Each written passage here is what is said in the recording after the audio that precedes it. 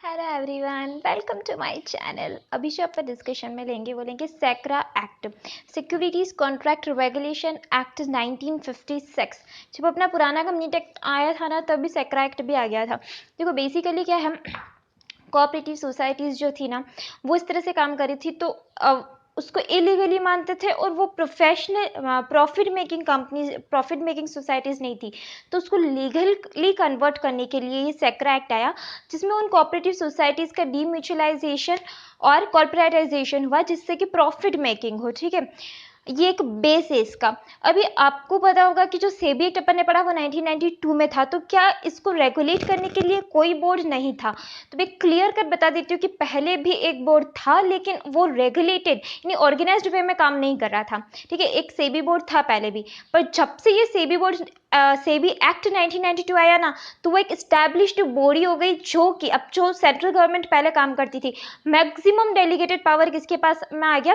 सेबी के पास में। तो सेबी एक्ट 1992 में बहुत सारा सीजी का पावर सेबी के पास में आया, और 1994 में बाद में फिर से अमेंडमेंट करके और एक्स्ट्रा पावर भी किसको दिया है? सेबी बोर्ड को दिया। ठीक है, तो सेबी बोर्ड था, लेकिन वो स्टैब्लिशमेंट में नहीं था, एक तरह से उस तरह से बॉडी नहीं थी। ठीक है, यानी कोई ना कोई अथॉरिटी तो थी वहाँ पे तब भी। अब आ जाते हैं अपन सैक्रा एक्ट पे। सैक्रा एक्ट रेगुलेशंस एक्ट 1956 में फर्स्ट इसका ऑब्जेक्ट क्या है? रेगुलेट करना है स्टॉक एक्सचेंज को वगैरह। ठीक है, provision of the act is not apply to the following. किस पे अप्लाई नहीं होता? एक बार पूछा हुआ भी एग्जाम में। यहाँ पे सबसे पहले गवर्नमेंट आ जाता है, आरबीआई आ जाता है, फिर आ जाता है लोकल अथॉरिटी, कॉर्पोरेशन। देखो मैं स्पीड में लूंगी क्योंकि ये रिवीजन है और ये चैप्टर वैसे भी बड़ा है, तो लगभग आधे घंटे से ऊपर तो इसका रिवीजन ही जाने वाला है, तो डिटेलिंग में अपन नहीं कर पाएंगे। कॉर्पोरेशन सेटअप भाई स्पेशल लो, जैसे कि रूरल इलेक्ट्रिफिकेशन कॉर्पोरेशन, ये एग्जाम में पूछा था कि रूरल इलेक्ट्रिफिकेशन कॉर्पोरेशन है, तो क्या उसके ऊपर अप्लाई होगा? नहीं अप्लाई होगा। फिर तो कन्वर्टेबल बॉन्ड से share warrant on the basis of the prices agreed upon. ठीक है, फिर आ जाता है डेफिनेशन ऑफ सेक्शन 2। देखो यहाँ पे क्या डेफिनेशन में सबसे पहले कॉन्ट्रैक्ट परचेज और सेल का है। ठीक है, of the securities, spot delivery contract किसको बोलते हैं? जो उसी टाइम में actual delivery of the securities and payment of the prices there for इधर भी सेम डे या तो फिर नेक्स्ट डे क्या हो जाएगा? वो सेटल हो जाएगा।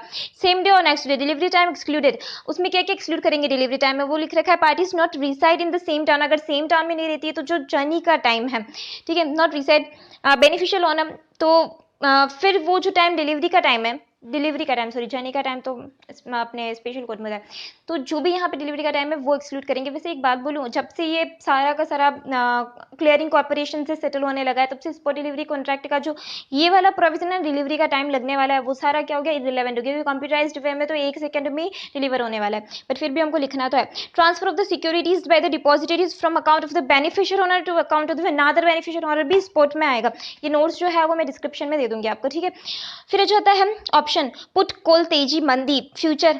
ऑप्शन अपन तो बहुत ही पढ़ते हैं ना एसएफए में, अपने को पता है, पर फिर भी यहाँ पे लिख रखा है तो अपन पढ़ लेते हैं। फ्यूचर ऑप्शन वगैरह वो सब है। फिर डेरिवेटिव जिनकी खुद की कोई वैल्यू नहीं होती, जो अपनी वैल्यू कहाँ से डिराइव करते हैं? किसी और गुड्स, किसी और पर्टिकुलर सिक्योरिटी से। मतलब सिक्योरिटी की वैल्यू बढ़ेगी तो डेरिवेटिव की वैल्यू भी बढ़ेगी, सिक्योरिटी की कम होगी तो डेरिवेटिव की भी कम होगी। This is the derivative. फिर आ जाता है इसके अंदर डेरिवेटिव के बाद में कॉन्ट्रैक्ट विच डिराइव्स, वो ठीक है, which derives value from the other securities वगैरह।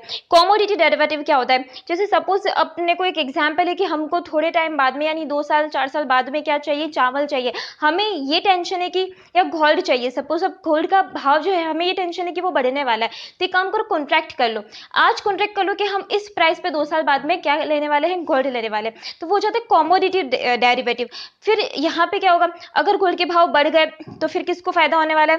अपन ने वैसे डेरिवेटिव में पढ़ा हुआ ही है कि जैसे गोल्ड के भाव बढ़ गए तो 2 पार्टीज होगी ना, तो जिसने अभी कॉन्ट्रैक्ट कर लिया कम प्राइस पे लेने का उसको फायदा होगा, लेकिन अगर गोल्ड के भाव गिर गए तो फिर जिसने कॉन्ट्रैक्ट किया था गोल्ड देने का यानी दुकानदार को, उसको क्या हो जाएगा? फायदा हो जाएगा, क्योंकि अगर भाव गिर गए तो उसको तो ज्यादा प्राइस पे देने को मिल गया ना इधर, तो ये हो जाता है कॉमोडिटी डेरिवेटिव। अब यहाँ पे ज्यादा तो कुछ नहीं लिख रखा है, बस इतना ही लिख रखा है, डिराइव्ड से value from the underlying goods.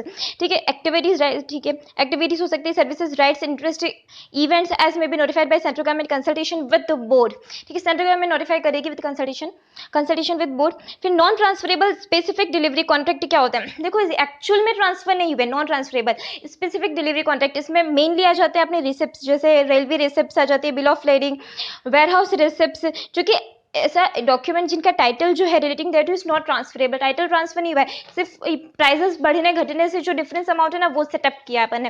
इधर फिर जो होता है रेडी डिलीवरी कॉन्ट्रैक्ट से सेक्शन 2, वैसे है ना ये डेफिनेशन अभी इतना पूछते नहीं है तो मैं फटाफट खत्म कर लेती हूँ कि अपने को बाई चांस आ जाए तो अपने को लिखना है ना, तो ठीक है। पीरियड नॉट एक्सीडिंग 11 डेज, यहाँ पे रेडी डिलीवरी कॉन्ट्रैक्ट में मतलब अभी ही अपने को सेट ऑफ भी करना है, लेकिन इसमें गुड्स या पेमेंट्स जो है वो देने से delivery of the goods and payments से सेट ऑफ करो फटाफट, रेडी डिलीवरी कॉन्ट्रैक्ट, ठीक है। लेकिन पीरियड नॉट एक्सीडिंग 11 डेज यानी 11 दिन का वक्त है, इसको एक्सटेंड खुद पार्टी म्यूचुअल अंडरस्टैंडिंग से नहीं कर सकती है, ठीक है।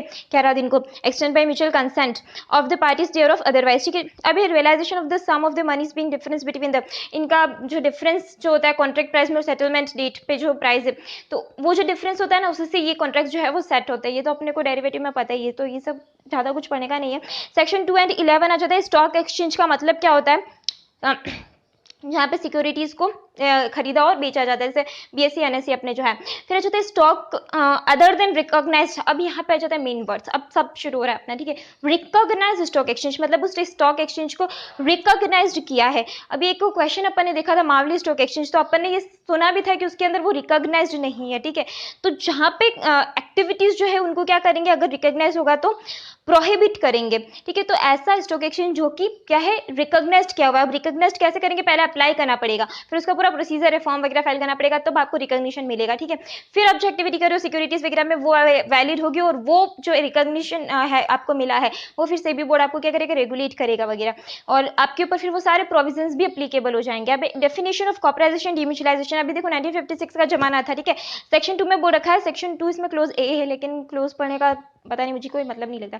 कॉर्पोरेटाइजेशन का मतलब होता है succession of recognised stock exchange being body of individual या society registered under the societies registration act 1860, यानी यहाँ पे सोसाइटीज रजिस्ट्रेशन एक्ट में 1860 में जो रजिस्टर्ड सोसाइटीज थी उन्होंने क्या किया, another stock exchange being incorporate for the purpose assisting regulating controlling business bank selling dealing of the securities. मतलब पहले जो कोऑपरेटिव सोसाइटीज रजिस्टर्ड करती थी ना, ये कोऑपरेटिव सोसाइटी जो रजिस्टर्ड है 1860 एक्ट में, वो जो काम करी थी ना वो अब सक्सेशन ऑफ द कॉर्पोराइजेशन मतलब कंपनी में कन्वर्ट हो गया, ठीक है। अब उनका सारा काम किसने करने लगा, कंपनी ने। अभी कंपनी और सोसाइटी में फर्क क्या पड़ेगा, देखो सोसाइटी में मेंबर और सोसाइटी एक ही है, ठीक है, उसको नुकसान तो उसको भी, लेकिन कंपनी में क्या हो जाता है जो मेंबर है वो कंपनी से अलग है, ठीक है। इसी तरह से यहाँ पे डीम्यूचुअलाइजेशन मतलब वही सेग्रीगेशन ऑफ ओनरशिप। तो कॉर्पोरेटाइजेशन में तो क्या किया, कॉर्पोरेटाइजेशन किया मतलब कंपनी में कन्वर्ट किया। फिर डीम्यूचुअलाइजेशन में क्या किया, जो मेंबरशिप थी, ठीक है, ओनरशिप को और ट्रेडिंग राइट्स को सेग्रीगेट किया। मतलब यहाँ पे ऐसा लिख रखा है जो मैनेजमेंट में लोग होंगे ना वो मेंबर नहीं होंगे। जैसे कंपनी में क्या होता है मैनेजमेंट अलग होता है, यानी डायरेक्टर अलग होते हैं और शेयर होल्डर अलग होते हैं, ठीक है।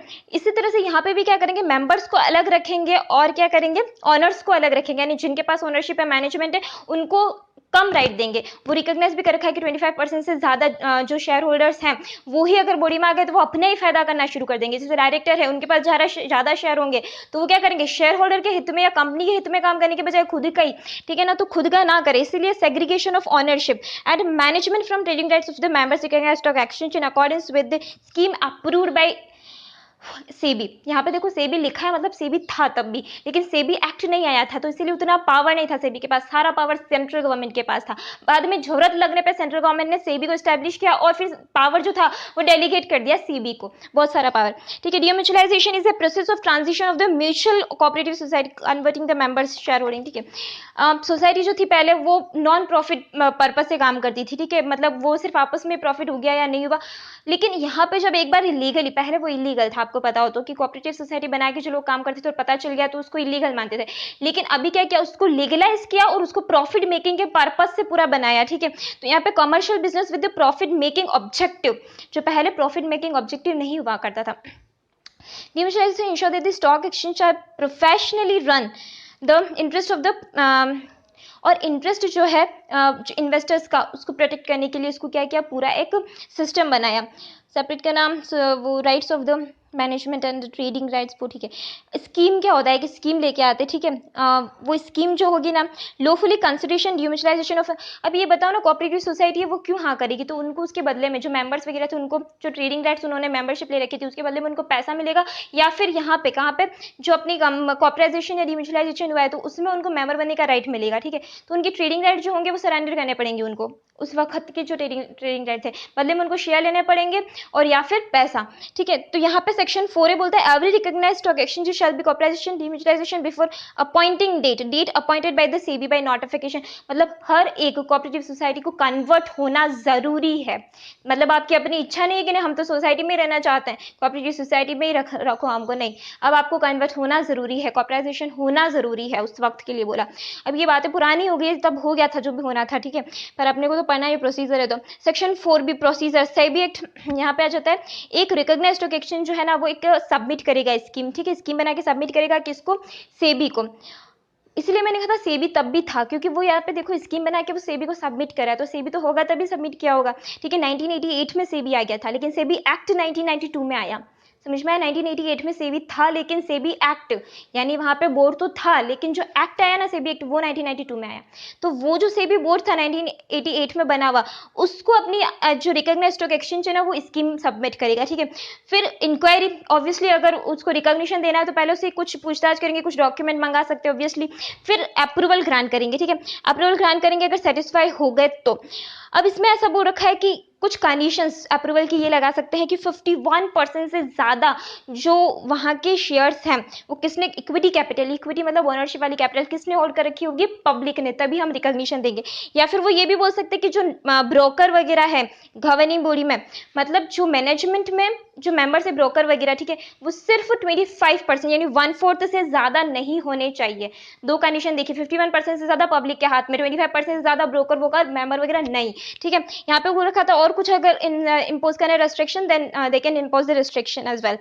फिर अच्छा है अगर यहाँ पे अब उन्होंने क्या कर दिया, कंप्लाई कर दिया, तो फिर दो न्यूज़पेपर, इंग्लिश और लोकल न्यूज़पेपर में यह ऑफिशियली पब्लिश हो जाएगा और ऑफिशियल गैजेट में भी पब्लिश करेंगे कि इस स्टॉक एक्सचेंज को रिकॉग्निशन मिल गई है, मतलब एनएससी बीएससी को रिकॉग्निशन मिली हुई है, ठीक है। अब यहाँ पे आ जाता है कंप्लाई प्रोविजंस, और जो जिसको भी अभी रिकॉग्निशन मिली है, जैसे जब मिली उसके 12 महीने में उनको ये सारे प्रोविजंस कंप्लाई करने थे। अगर 25% से ज़्यादा राइट ले रखे थे ब्रोकर्स वगैरह ने तो उसको कम करना, 51% से कम है तो उसको ज़्यादा करना, ये सब, ठीक है, पब्लिक में। अगर यहाँ पे रिजेक्ट किया जाता है तो एक अपॉर्चुनिटी ऑफ बीइंग हर्ड ओबीएच देंगे, ठीक है। ये एक होता है अपना क्या, principle of natural justice. Section 5 subsection 2